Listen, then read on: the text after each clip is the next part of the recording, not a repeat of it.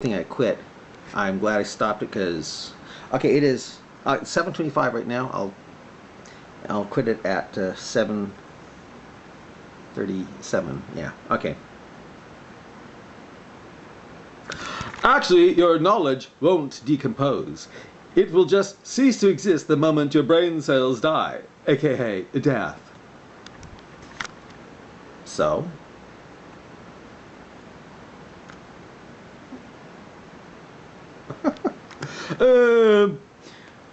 and saying it was just an accident implies that someone made that accident. Better to believe it was something that created that accident. So no atheist actually believes that. So no one created the accident, just something, true? I'm just wondering why you felt the need to tell everyone she's an atheist. Really? Well, when I see a video showing such actions, which is taking place in the cell, showing the actions of a cell, it's animation, I know, hey. When I see a video showing such actions within a cell, actions that seem incredibly complex to me, I start thinking of spiritual matters. Call it a weakness if you want. No, it was not an accident. It's simple as that. It was a coincidence, yes.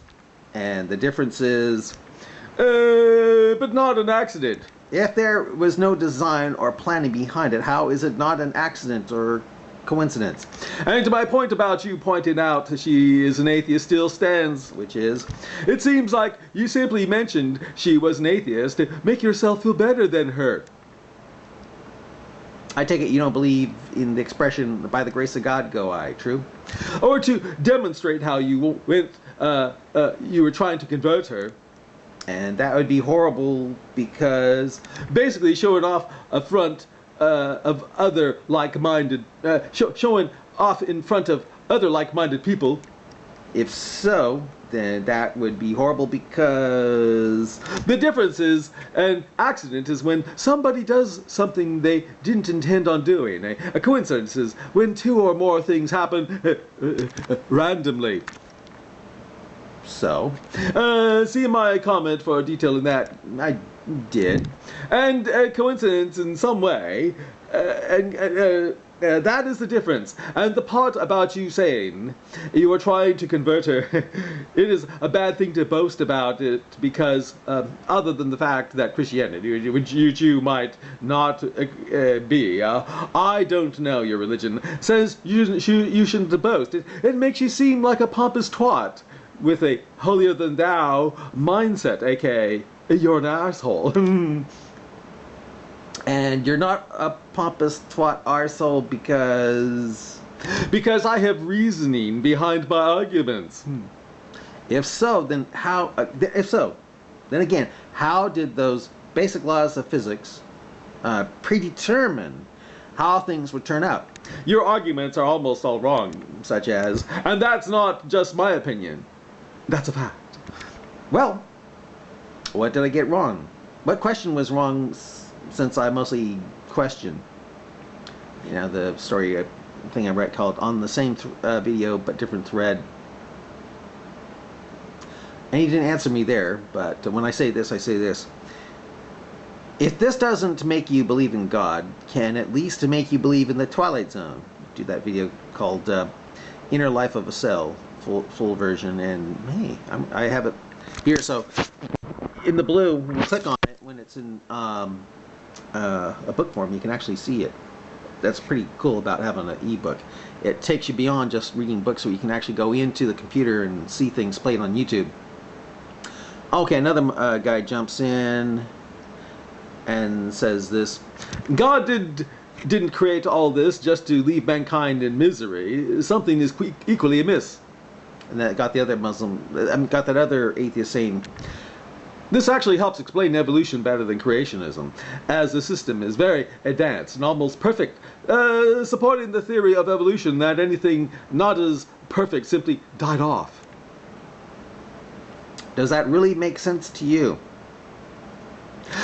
Well, yes. life is just chemical reactions. It's nothing special, really. Chemically, life isn't all that different from throwing a bunch of carbon-based molecules in a vat, and a hint of nitrogen, and a few metals, and although it won't be life, it can do all the same reactions that make life possible. The fact that nitrogenous bases and amino acids were created when a scientist got the conditions atmosphere on the rocks and rocks of early Earth and left them in an airtight, sealed room indicates that life can occur randomly. The building blocks were made randomly within 50 years.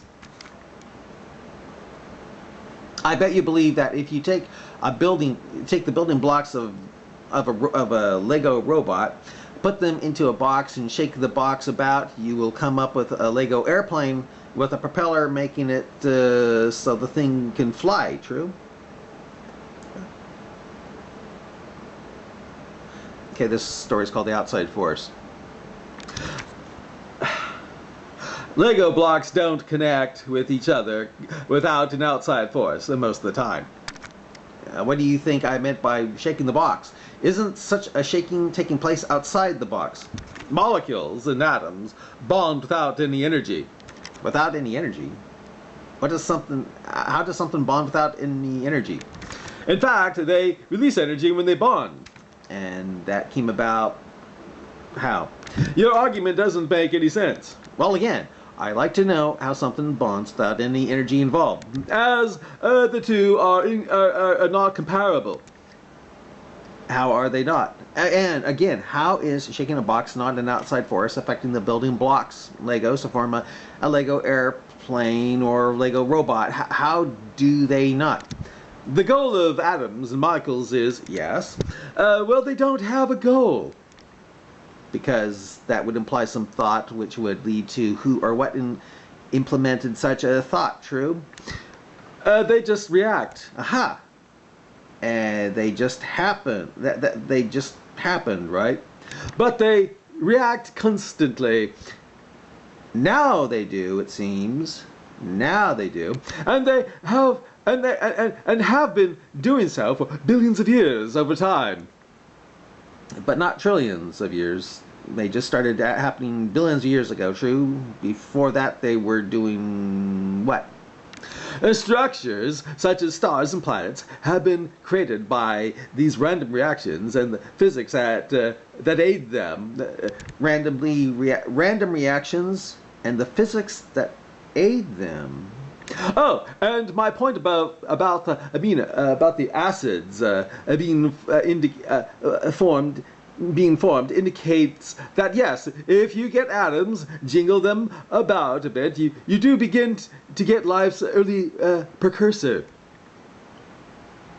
Right, you get a building block of life, but to have it form something complex like, say, a blue-green algae cell, well, that takes it being jostled about in an tide pool or thermal event, true? Instead of disintegrating, it will become complex because, hey, they were here.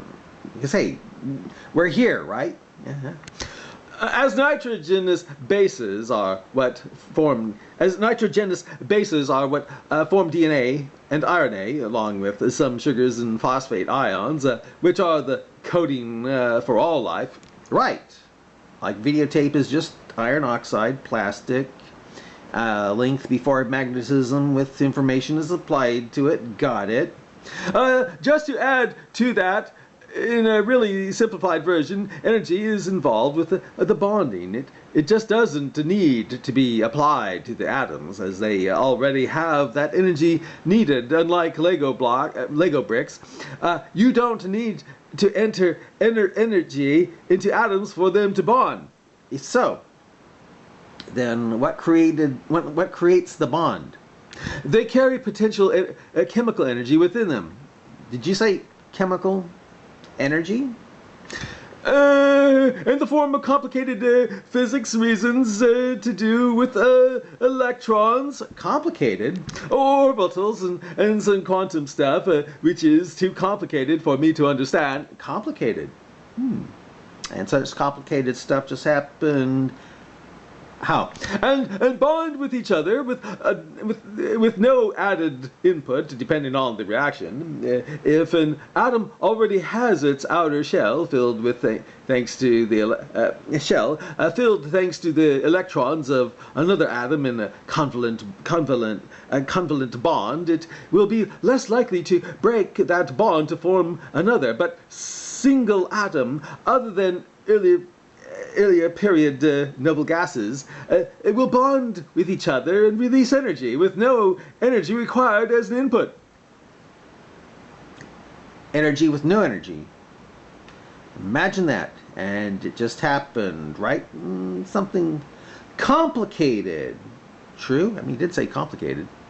And as to how the two are not comparable, atoms need, simplified, to have the entire outer shell filled with electrons and orbital pairs to be stable, as in to not react anymore, but the only way they can get the extra electrons is from other atoms by sharing the atoms covalently.